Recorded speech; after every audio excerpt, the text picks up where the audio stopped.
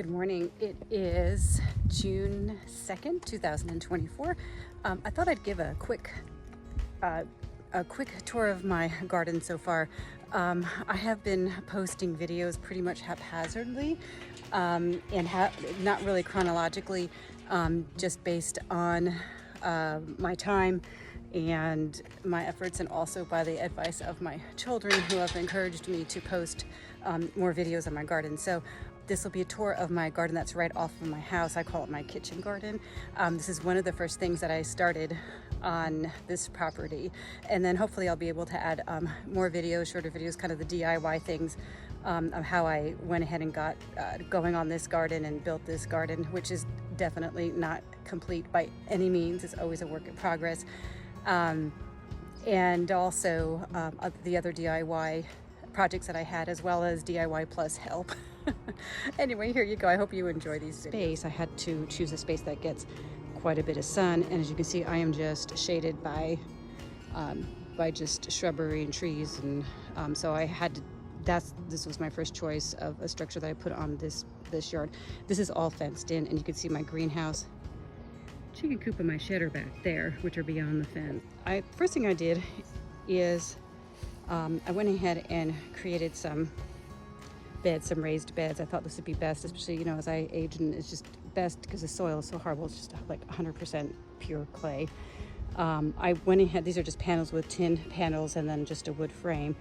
And you have to fill it with dirt, but on the bottom I filled it with a bunch of sticks and shrubbery and all the stuff I cut down when I moved in, so I wouldn't have to fill like 100% soil. So I have 4 beds here. I have a bed back there,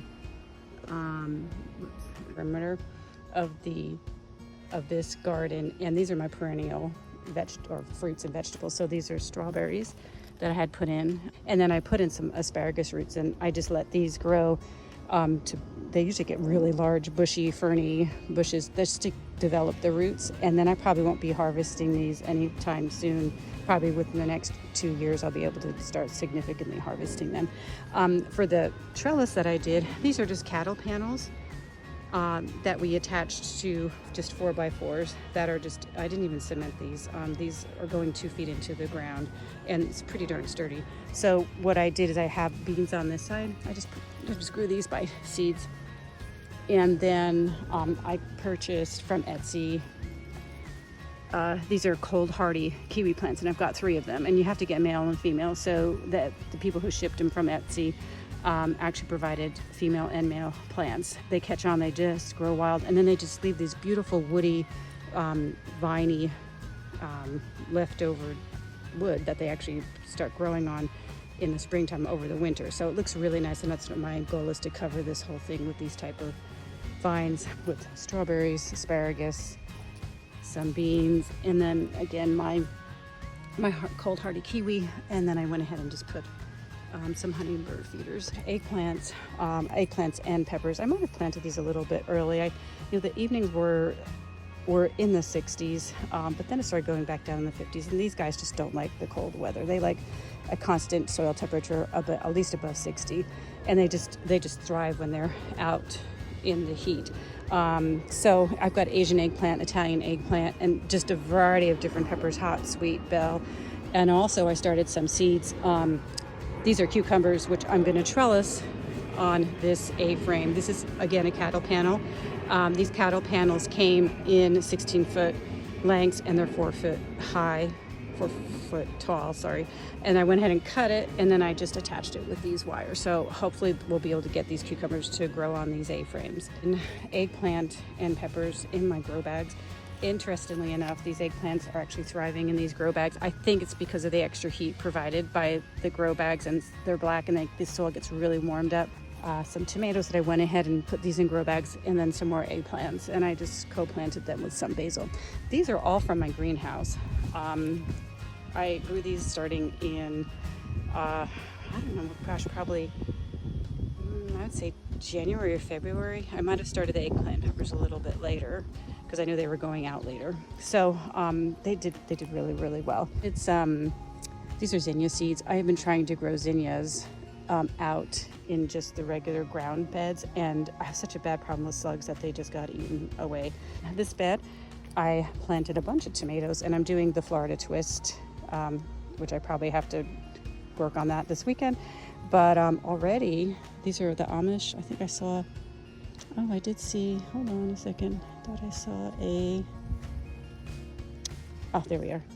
So this is the first fruit of the season for harvest. I can can these, which would be amazing. I can't remember if this is the squash or if these are pumpkins, but I did also co-plant these. They're vines, and I'm hoping to have those vine out of the bed. I'm growing some more lettuce here, and I'm just continuously thinning these out because my other lettuce bed is it's going to seed now. These are little carrots. I just, I see a lot of videos on all these complicated ways to grow carrots, but I honestly just put them in, just cover them lightly with some soil and leave them, and they always come up, and then I thin them. So, I'm just gonna get rid of these because they like a lot of space. These are calendulas that I planted from seed. Cinder blocks on here because, as you can see, this is on a slope, and I had to have something that retained all the dirt that I put in the beds because there's no bottom on these beds. And went ahead and filled it with soil. I grew these cilantro in my greenhouse, and then I just went ahead and put soil in these blocks, and they're doing really well. And I also had some chamomile that I went ahead and put out. These were in my greenhouse, and hoping I get some flowers off of these because oh, look at this. Yay, these are buds. I just love chamomile tea, and I had lots of chamomile back in my old house, and oh my gosh, they were so prolific, and it was just delicious. So broccoli, these are all from my greenhouse too. Big beautiful plants, but there's no fruit on here. This is my self-watering bed. So basically this is there's a pond liner that is in this bed, and then there's some draining pipes on the bottom, and then this is a conduit to the draining pipes. And the theory is that when your beds get dry, you fill it up through here, and then you have that reservoir of water with the air that's provided by the draining pipes, and you can leave it. And it's worked. The only problem is that when you're trying to start seeds in here, the top, very, very top layer gets a little dry, so I do have to do some supplemental watering.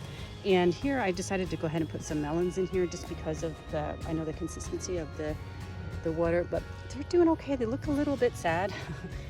But I think they'll be okay. I know I have some pest pressure in here, and I want to say they're slugs because look at this, it's like eaten.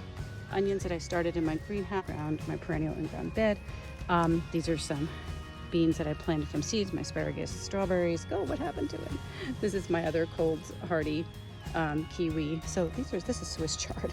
I started this from seed in the greenhouse, and I've got a ton of it. I think I'm just going to take it and put it in my Dutch oven with some garbanzo beans and chicken today. I had these before when I've cut them down, and they've just come back like broccoli. And I just stuck some more tomatoes in here. I just had so many plants here in my greenhouse. I try to give them away. I did give some away, but I just I have too many.